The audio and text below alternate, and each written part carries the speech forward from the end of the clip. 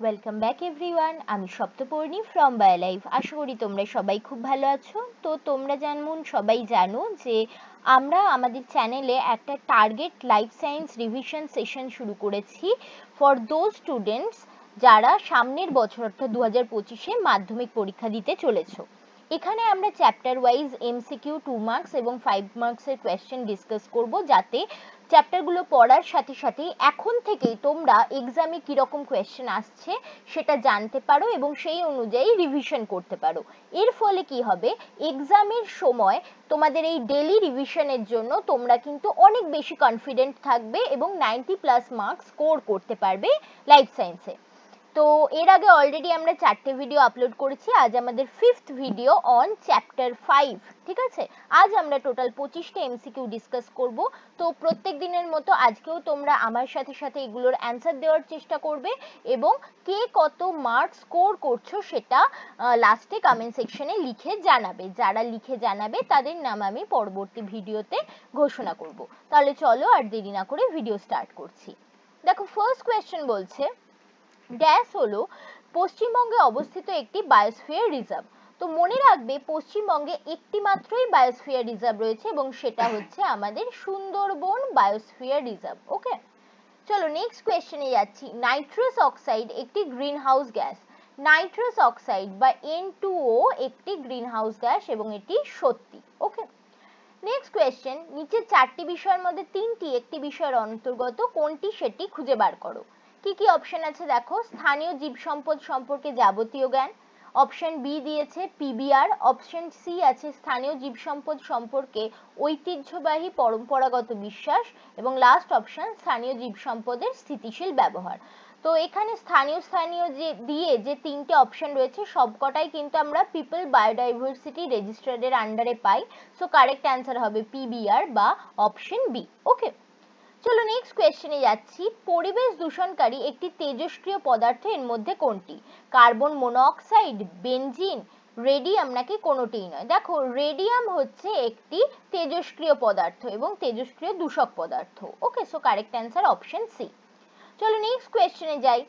খুব easy question জিজ্ঞেস করা হয়েছে, ক্রায়ো সংরক্ষণে কোন তাপমাত্রায় কলা এবং কোষকে সংরক্ষণ করা হয় তা বলতে হবে। -196 ডিগ্রি সেলসিয়াস নাকি শুধু 196 ডিগ্রি সেলসিয়াস, 50 ডিগ্রি সেলসিয়াস নাকি 0 ডিগ্রি সেলসিয়াস? সঠিক উত্তর কোনটা হবে? চোখ বুঝে অপশন এ -196 ডিগ্রি সেলসিয়াস। ওকে, চলো নেক্সট কোয়েশ্চেন। নিচের 4টি বিষয়ের মধ্যে 3টি একটি বিষয়ের অন্তর্গত, কোন বিষয় সেটি খুঁজে বার করো। এসপিএম বায়ু দূষণ, গ্রিন হাউস গ্যাস, ফুসফুসের রোগ।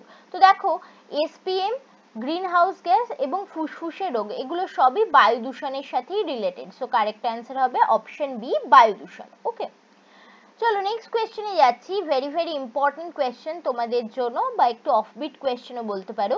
কোন হটস্পটে লায়ন টেলড ম্যাকাক দেখা যায়?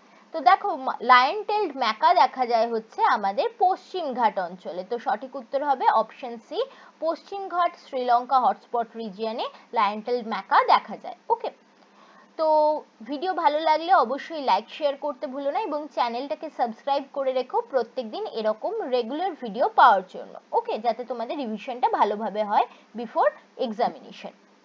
চলো নেক্সট কোয়েশ্চেনে যাচ্ছি। পশ্চিমবঙ্গের একটি ব্যাঘ্র প্রকল্প হলো বক্সা, গরুমারা, জলদাপাড়া নাকি কুলিক? এখানে সঠিক উত্তর হবে বক্সা। তোমাদেরকে একটা কোয়েশ্চেন দিচ্ছি এখানে।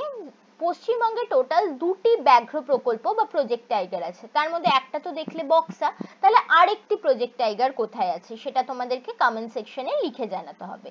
যারা সঠিক উত্তর দেবে তাদের নাম আমি পরবর্তী ভিডিওতে ঘোষণা করব।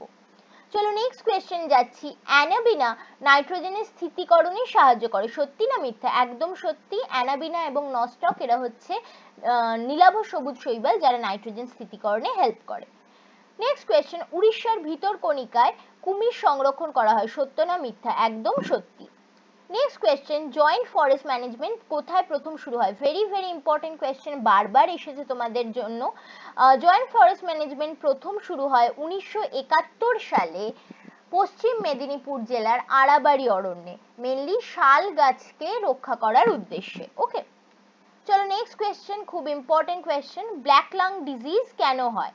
গ্রিন হাউস গ্যাসের জন্য, কৃষিক্ষেত্রে বর্জ্যর জন্য, নাকি অণুজীবদের জন্য, নাকি কারখানার উড়ন্ত ছাই থেকে? দেখো ব্ল্যাক লাং ডিজিজ নাম থেকেই বুঝতে পারছো, লাং মানে হচ্ছে ফুসফুস, তাহলে ফুসফুসের রোগ মানে বায়ু দূষণ ঘটিত রোগ। তো এই ব্ল্যাক লাং ডিজিজ হয় কলকারখানার উড়ন্ত ছাইয়ের থেকে, ঠিক আছে? যারা কারখানায় কাজ করেন তাদের ওই কলকারখানার উড়ন্ত ছাই নাক দিয়ে ফুসফুসে গেলে ব্ল্যাক লাং ডিজিজ হয়ে থাকে। So correct answer option D. চলো নেক্সট কোয়েশ্চেনে যাচ্ছি। পারদ দূষণের ফলে সৃষ্ট মানব দেহের রোগটির নাম কি? কলেরা, মিনামাটা, ডিসলেক্সিয়া, নাকি ব্রঙ্কাইটিস? এখানে সঠিক উত্তর কোনটা হবে? সঠিক উত্তর হবে অপশন বি, মিনামাটা। তোমাদের জন্য আমার সেকেন্ড কোয়েশ্চেন থাকলো, ডিসলেক্সিয়া রোগটি কোন ধাতুর দ্বারা দূষণের ফলে হয়ে থাকে? ওকে, কোন ধাতুর দ্বারা জল দূষণের ফলে হয়ে থাকে? চলো নেক্সট কোয়েশ্চেনে যাচ্ছি। ক্রায়ো সংরক্ষণে এর মধ্যে কোনটি ব্যবহৃত হয়? তরল নাইট্রোজেন, তরল হাইড্রোজেন, তরল কার্বন ডাইঅক্সাইড, নাকি তরল সিএফসি? তো খুবই ইজি কোয়েশ্চেন, তোমরা সবাই আশা করি এটার উত্তর জানো। এটার উত্তর হবে তরল nitrogen, option A. Next question, ভারতবর্ষে জীববৈচিত্র্য হটস্পটের সংখ্যা কত? ভেরি ভেরি ইজি কোয়েশ্চেন, 4টি জীববৈচিত্র্য হটস্পট রয়েছে। কোনগুলো সেগুলো?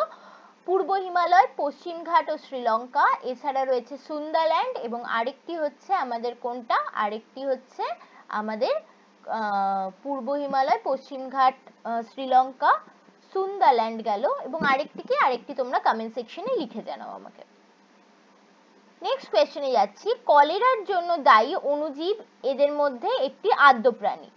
কলেরার জন্য দায়ী অণুজীবটি একটি আদ্য প্রাণী, সত্যি না মিথ্যা লেখো। দেখো কলেরা রোগ সৃষ্টি হয় ভিব্রিও কলেরি নামক ব্যাকটেরিয়ার দ্বারা, ঠিক আছে? আর ভিব্রিও কলেরি হচ্ছে এক ধরনের ব্যাকটেরিয়া। ব্যাকটেরিয়া মানেই হচ্ছে তারা প্রোটোজোয়া বা আদ্য প্রাণী। সো এটা কিন্তু একদম সত্যি।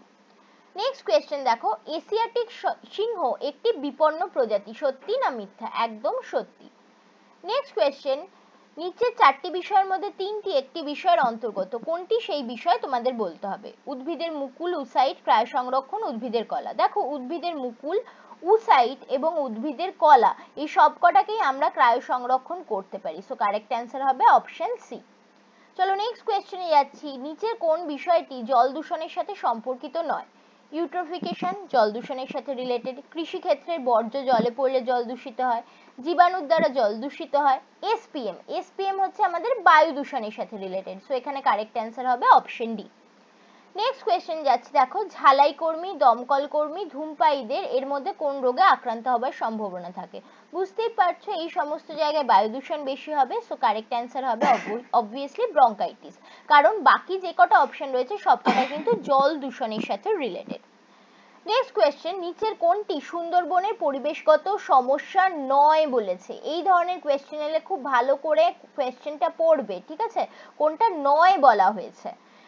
মিষ্টি জলের সংকট, হ্যাঁ এটা একটা সমস্যা। বাসস্থান ধ্বংস, এটাও সমস্যা। দ্বীপভূমি নিমজ্জন, এটাও সমস্যা।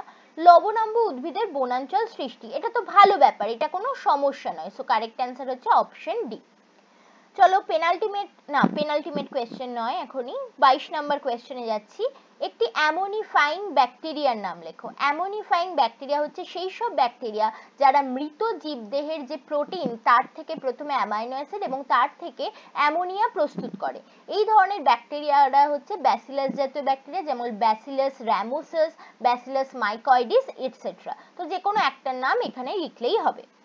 নেক্সট কোয়েশ্চেন যাচ্ছে, দেখো পিবিআর স্থানীয় মানুষের সাহায্যে গড়ে তোলে একটি প্রামাণ্য নথি, এটি সত্য না মিথ্যা? একদম সত্যি, নামেই রয়েছে পিপলস বায়োডাইভার্সিটি রেজিস্টার, মানে পিপল মানে সাধারণ মানুষ বা স্থানীয় মানুষ। তো এটা অবশ্যই কারেক্ট।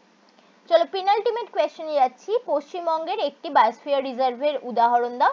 পশ্চিমবঙ্গে একটি বায়োস্ফিয়ার রিজার্ভ রয়েছে আমরা জানলাম, তো এটার উদাহরণ কি হবে তাহলে? Sundarban biosphere reserve. লাস্ট কোয়েশ্চেনে যাচ্ছি।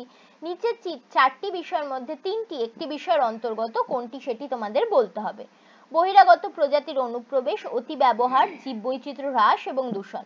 দেখো বহিরাগত প্রজাতির অনুপ্রবেশ, অতি ব্যবহার বা দূষণ এই সবকটাই কিন্তু আমাদের জীববৈচিত্র্যের পরিমাণকে হ্রাস করায় বা জীববৈচিত্র্যকে হ্রাস ঘটায়। তো সঠিক উত্তর তাহলে এখানে হবে অপশন সি, জীববৈচিত্র্যের হ্রাস। ওকে, তো এই ছিল আজকের আমাদের 25টা কোয়েশ্চেন। তোমরা কে কতগুলো কোয়েশ্চেনের অ্যান্সার করতে পারলে, কার কত স্কোর হলো আউট অফ 25, নিচে কমেন্ট সেকশনে কমেন্ট করে জানাতে ভুলো না। যারা কমেন্ট করবে এবং কোয়েশ্চেনগুলোর অ্যান্সার দেবে তাদের জন্য, তাদের নাম কিন্তু আমি নেক্সট ভিডিওতে ঘোষণা করব।